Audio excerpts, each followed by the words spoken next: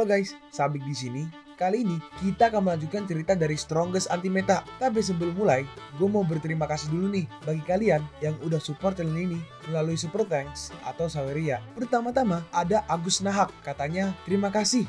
Thank you ya untuk donasinya. Selanjutnya ada Rishab Naufal, katanya waduh abis mati lampu pas cek notif udah 2 jam yang lalu. Nih, beli sebungkus kopi lagi ya. Wah, makasih banget nih Rishad Naufal. Kalau gini caranya, Mimin bisa nggak tidur nih 3 hari 3 malam. Thank you ya buat donasinya. Selanjutnya lagi, ada Sailendra. Katanya, semangat ya Sabik. Jangan lupa belajar ya. Update cerita, 1 kali sehari aja nggak apa-apa kok. Udah mantap deh pokoknya. Iya nih, untuk sekarang kayaknya bisa update cuma 1 sehari. Thank you ya Sailendra buat donasinya. Selanjutnya ada Sain, ya itulah. Katanya, halo bang, halo juga Sain. Thank you ya buat donasinya. Yang terakhir, ada Safer atau Safer mungkin ya, bahasa Inggris. Katanya, lanjut bro manhwa barunya. Yang baru tuh berarti Forced to Become the Villain Son-in-Law ya?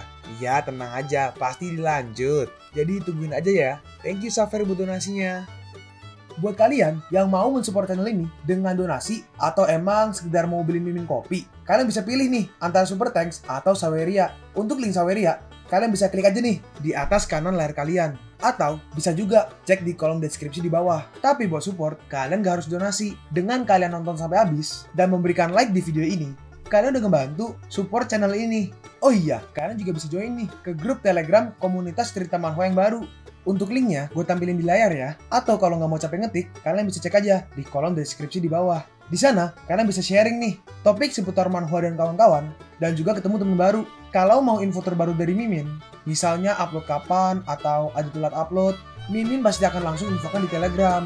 Makanya jangan lupa join ya. Nggak perlu berlama-lama lagi, kita mulai aja ceritanya.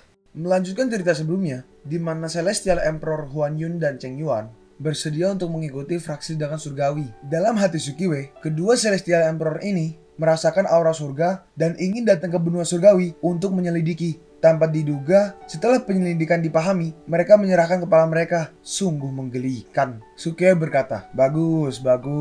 Kedua Celestial Emperor sangat akrab satu sama lain. Maka, aku nggak akan lagi mempermalukan kalian. Mulai sekarang, Istana Yuanyang dan Kuil Api Merah, keduanya berada di bawah komando fraksi ledakan surgawi. Sekarang, ini adalah cabang benua awan surgawi dari fraksi ledakan surgawi. Fraksi ledakan surgawi tidak mengganggu aturan dan peraturan asli dari berbagai sekte. Hanya ada satu persyaratan. Keputusan akhir tentang semua hal harus dibuat oleh markas besar fraksi ledakan surgawi. Apa semuanya mengerti? Kami mengerti. Semuanya mengikuti peraturan fraksi ledakan surgawi. Duan Juda yang tercengang melihat itu berkata, dua sekte teratas selain Heavenly Gate dari benua awan surgawi begitu aja menyerah pada fraksi ledakan surgawi. Ergozi berkata, ini karena acting dari bocah itu. Sukiwe berkata, gak mudah bagi kalian untuk datang ke benua surgawi. Jadi tinggallah di sini untuk sementara waktu. Hongnya menambahkan, kamar udah siap untuk kalian. Silahkan ikuti kami. Huan Yun dan Cheng Yuan masih berkomunikasi melalui telepati. Cheng Yuan berkata, pada akhirnya aku masuk ke dalam fraksi ledakan surgawi. Ini bukan berarti bahwa kau orang tua bau terlalu impulsif. Huan Yun membalas, untuk sekarang udah senang kita bisa mendapatkan kehidupan kembali. Malam hari pun tiba. Ayo semuanya, jangan malu. Kenapa kau duduk diam aja di sana? Ayo minum.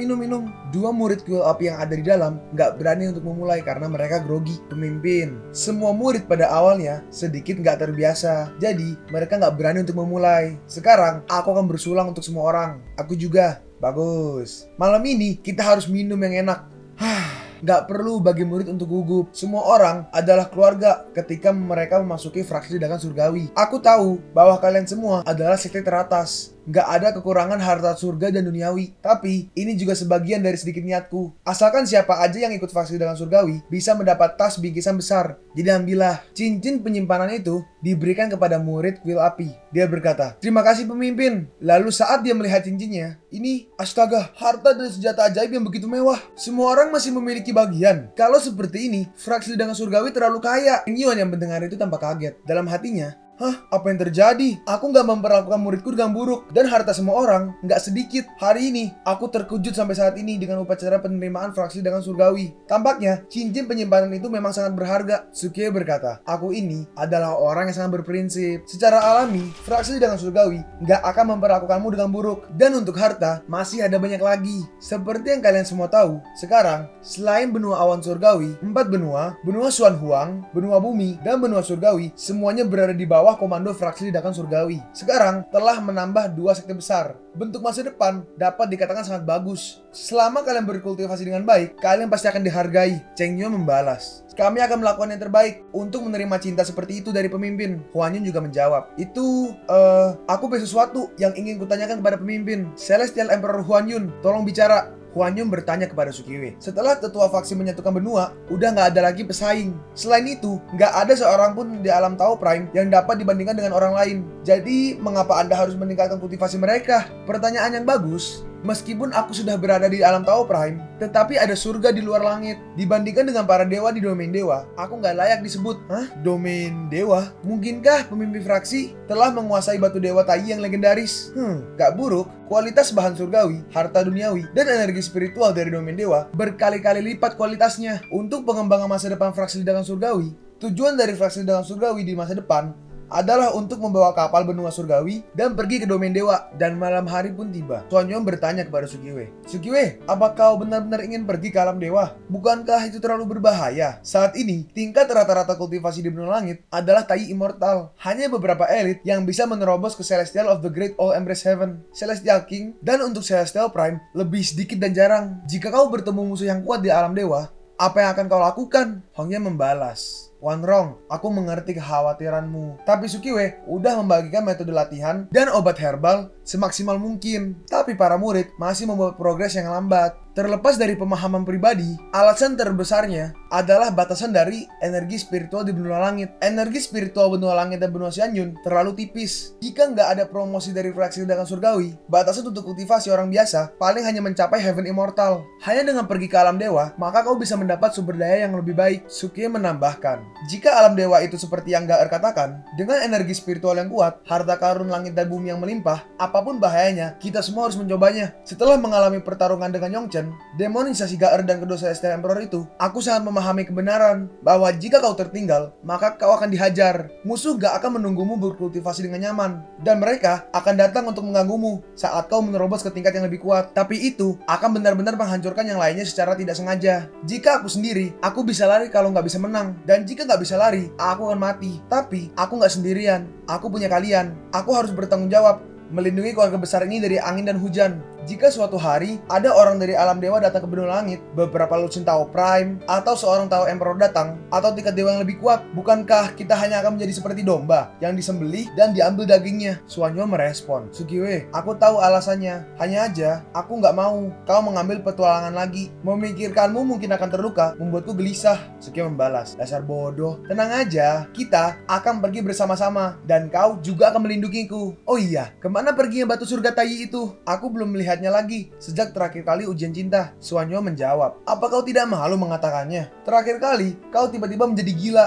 setelah memaksa menerobos ujian cinta. Kau keluar dan melemparkan Divine Stone besar itu keluar. Aku udah menyimpannya dengan baik. Kau pikir batu surga Tai udah mengakui kita? Itu masih belum. Batu surga Tai itu bijaksana. Tapi terakhir kali, kau menerobos keluar dengan paksa. Jadinya, batu surga Tai belum menyetujui kita. Jika kau ingin mengendalikan benua langit dan pergi ke alam dewa, kita harus melewati ujian cinta lagi. Ujian cinta ya? Aku cukup percaya diri. Kali ini pasti akan berhasil. Dengan muka merah, Huan Yun berkata, dari mana kepercayaan dirimu itu? Seolah-olah kita...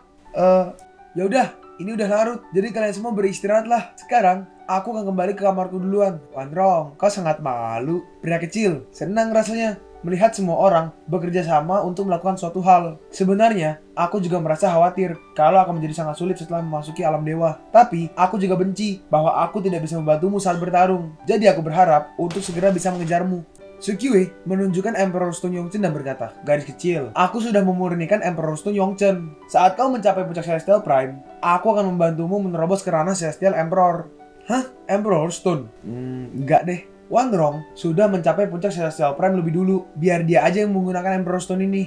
Kita semua adalah keluarga. Gak peduli siapa yang melakukan terobosan, itu semua untuk membantu keluarga. Setelah itu, aku baru saja mencapai ranah Celestial Prime. Jadi, jalanku masih panjang untuk menerobos ke ranah Celestial Emperor. Selain itu, kita akan pergi ke alam dewa. Di masa depan, bukan tidak mudah mendapatkan Emperor Stone.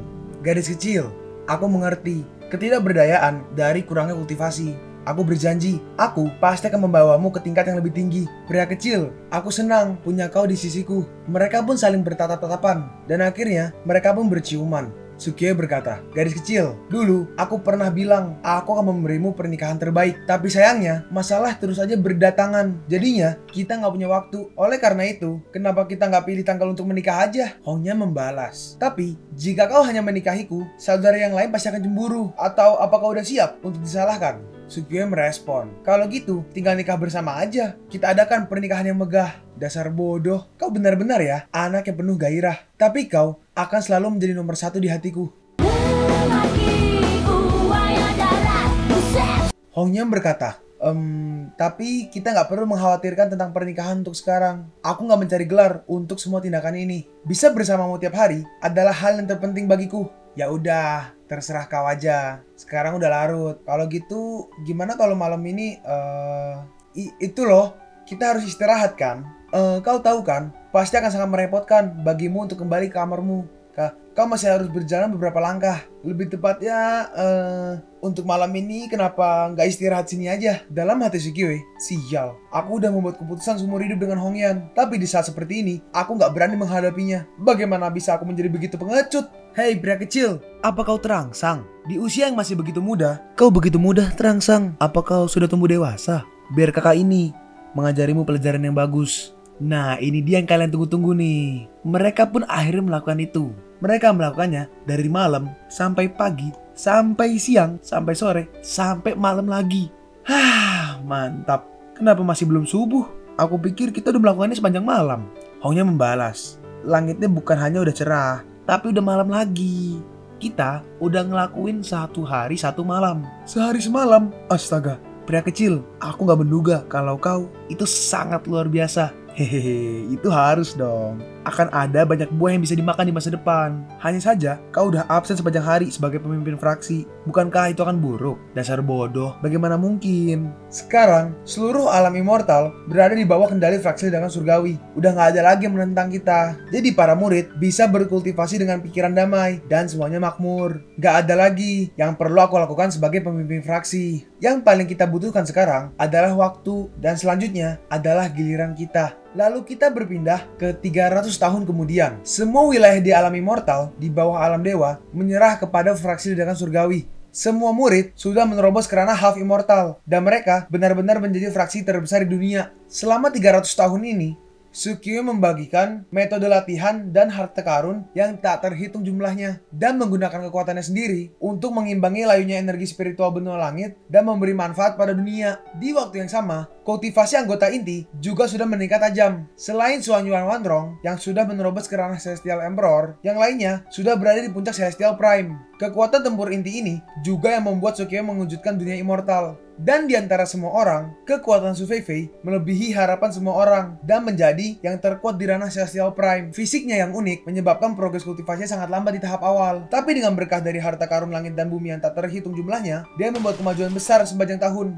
Dan pada akhirnya, dia telah mencapai ketinggian yang belum pernah dicapai oleh siapapun. Selain itu, ada Xiaorou. Dengan kekuatan dari fisik chaotic 5 elemen yang sangat kuat, itu membuat para immortal biasa menjadi gemetar. Kekuatan puncaknya hampir sama dengan Feifei. Dan dalam beberapa tahun ini, Sukiya berhasil memulihkan sisa jiwa keempat Gaer. Setelah keempat jiwa Gaer bersatu dan kembali ke puncak Celestial Emperor, di seluruh alam immortal, gak ada yang bisa menjadi lawannya kecuali Sukiya. Pada hari ini, semua kekuatan dari dalam immortal dipanggil ke markas besar faksi dalam surgawi.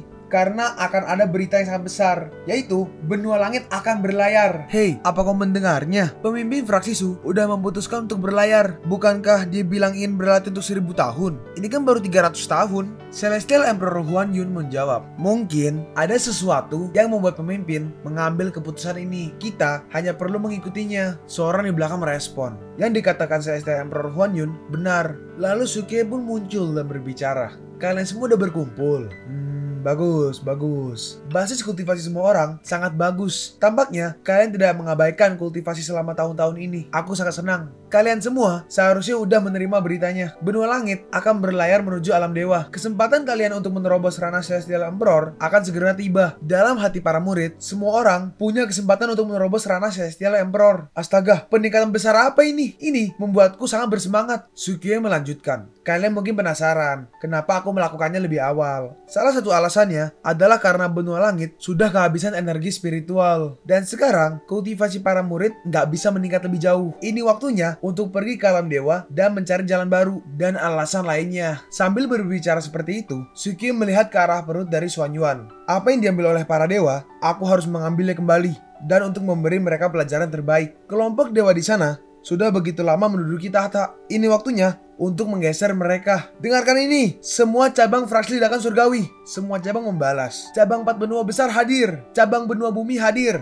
Cabang benua langit hadir. Cabang benua Xianyun hadir juga. Wakil pemimpin fraksi dan kepala tetua fraksi ledakan surgawi hadir. Nyonya fraksi ledakan surgawi bersama para wanita hadir. Adikmu juga hadir. Pacar pemimpin fraksi hadir. Lalu sistem memberitahu bahwa sistem telah di-upgrade ke versi baru. Teknik tingkat Tao Emperor dan ramuan herbal telah tersedia. Sistem akan membawa Sukiwe berakting dan mencapai puncak. Tetua kehormatan fraksi ledakan surgawi, Gaer, hadir. Bagus, bagus. Benua langit berangkat. Setelah fraksi ledakan surgawi menyatukan dunia immortal, semua sekte menyerah dan bersiap untuk pergi ke domain dewa. Di bawah berkah sistem, Sukiwe menukar aliran materi tingkat tinggi yang stabil untuk murid-muridnya untuk berlatih. Dunia juga menyebut hari ketika benua awan surgawi menyerah kepada fraksi ledakan surgawi sebagai tahun pertama Chatian atau ledakan surgawi. 300 tahun kemudian, benua surgawi berhasil berlayar. Sukiwe memanggil semua ahli di atas Celestial Prime untuk pergi ke domain dewa. Hari berlayar adalah tahun ke-300 dari kalender Chatian. Dalam 300 tahun terakhir, banyak hal besar dan kecil terjadi di dunia kultivasi immortal. Meskipun sebagian besar sekte menyerah pada fraksi ledakan surgawi, tapi selalu ada beberapa orang yang licik delusi untuk memulai sekte baru setelah Sukiwe meninggalkan benua surgawi. Tidak hanya orang-orang ini menerima banyak persediaan dari fraksi ledakan surgawi,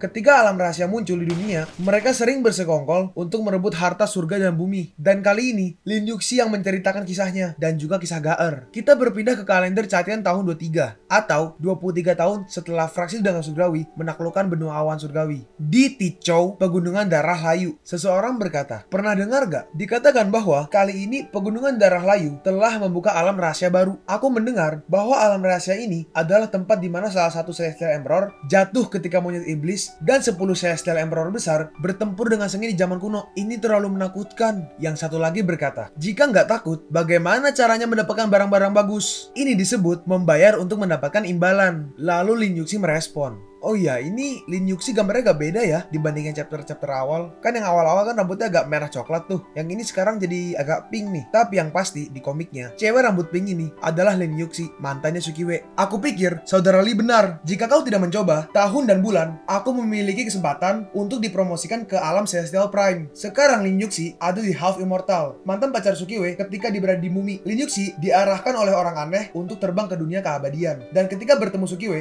dia segera pergi karena dia tidak ingin mempermalukan Sukiwe dan menginjakkan kaki di jalan keabadian sendirian. Aku berharap suatu hari aku bisa menjadi orang yang tidak akan menahan Sukiwe dan kembali ke sisi Sukiwe. Orang yang gendut di kiri menjawab, "Sister Rin benar. Aku juga berpikir begitu. Sekarang, mari kita ambil bagian dalam ujian alam rahasia bersama-sama." Orang yang tonggus di kanan berkata, "Hei gemuk, kau ingin melarikan diri kan barusan?" Jelas ada. Kau ini hanya ingin menjadi tampan di depan junior Sister Lin. Sister Lin, jangan dengarkan omong kosong mereka. Lalu seseorang berkata, "Junior Sister Lin, operasi ini mungkin sangat berbahaya, tapi aku akan melindungimu." Orang ini adalah Li Xiangrong. Dia berada di ranah human immortal. "Terima kasih kepada kakak senior Li yang merawat mereka." Li Xiangrong merespon, "Mereka semua adalah saudara dan saudari dari sekte yang sama. Jadi mengapa harus sopan? Ya udah, ayo pergi." Sekte yang diikuti Lin Yuxi disebut Pavilion Ling Xiao, sebuah kekuatan kecil di cabang fraksi dengan surgawi Tichou. Sejak pelindung mau menyelamatkan Lin Yuxi dari danau, dia meninggalkannya di markas Tichou untuk pulih dari luka-lukanya. Namun Lin Yuxi selalu keberatan tentang kontradiksi dengan Sukiwe, jadi dia harus berlatih sendiri lagi. Setelah bujukan pelindungmu gagal, dia menyarankan Lin Yuxi untuk bergabung dengan Pavilion Ling Xiao.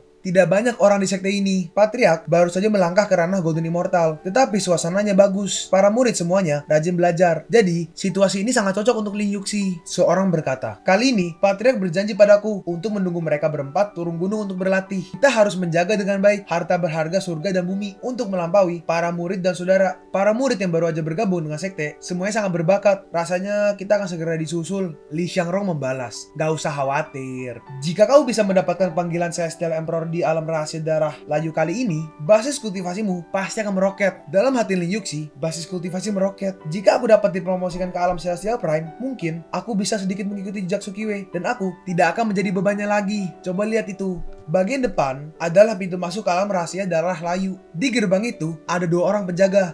Yang satu berkata, "Siapa yang datang?" Lalu mereka menjawab, "Pavilion Liang Xiao, seorang bawahan dari fraksi ledangan surgawi. Kita datang untuk berpartisipasi dalam persidangan alam rahasia darah layu. Aku juga berharap kedua senior akan memberikan petunjuk tentang seberapa kuat alam rahasia ini." Lalu dari 2 penjaga itu, seorang menjawab, "Karena itu adalah sekte di bawah komando fraksi ledangan surgawi, kalian dapat memasuki persidangan. Alam rahasia ini dibentuk oleh sisa-sisa Celestial Emperor yang jatuh, dan markas besar fraksi ledangan surgawi telah mengirim alam Celestial Emperor untuk menyelidiki. Di alam rahasia ini ada banyak sekali harta, tetapi ada bahaya tersembunyi. Kultivator perlu mengandalkan kekuatannya sendiri untuk menyelesaikannya. Apakah ada hal lain yang tidak dimengerti?" Lin Yuxi bertanya. "Dua senior, masih ada pertanyaan. Tahu Celestial Emperor apa yang jatuh ini?" Penjaga itu berkata, "Tanpa diduga, hanya Rana Half Immortal belaka bisa mengetahui Tao Celestial Emperor." Bagus sekali. Celestial Emperor ini adalah Tao 7 emosi. Hah? Tao 7 emosi? Dikatakan bahwa Celestial Emperor bisa mengendalikan emosi orang lain selama hidupnya. Bisa suka, marah, atau sedih, atau takut akan cinta dan kejahatan. Siapapun yang mendekatinya akan dimanipulasi secara emosional, dan kemudian berlutut untuk memohon belas kasihan atau bunuh diri. Kekuatannya sangat mengerikan. Dalam hati Lin Yuxi, memanipulasi emosi orang lain. Kekuatannya sangat mengerikan. Lalu penjaga itu melanjutkan, "Sekarang, Celestial Emperor telah jatuh, dan Bantu Emperor juga telah pecah menjadi terak. Tapi Tao ini masih di alam rahasia dan mempengaruhi mereka yang memasukinya. Mengetahui hal ini, apakah kalian masih memilih untuk memasuki alam rahasia?" Mereka serempak menjawab. Murid-murid fraksi ledangan surgawi gak perlu takut. Mereka pun masuk ke dalam alam rahasia darah layu. Di dalam sana, mereka bertemu dengan monster gorila. "Hei kalian, manfaatkanlah sekarang. Dasar binatang, makan nih pukulanku. Sister Junior Lin, ini semua terserah padamu."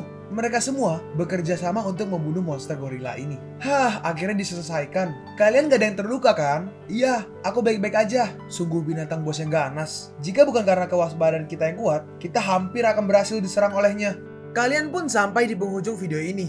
Kalian mau tahu lanjutan chapter ini? Atau manhwa menarik lainnya? Makanya, jangan lupa subscribe biar kalian gak ketinggalan kalau gue upload video baru. Jangan lupa like, komen, dan share ke teman-teman kalian supaya channel ini bisa lebih berkembang ke depannya. Segitu dulu dari video cerita manhwa. Gua Sabik undur diri. See you on the next video. Zaijian.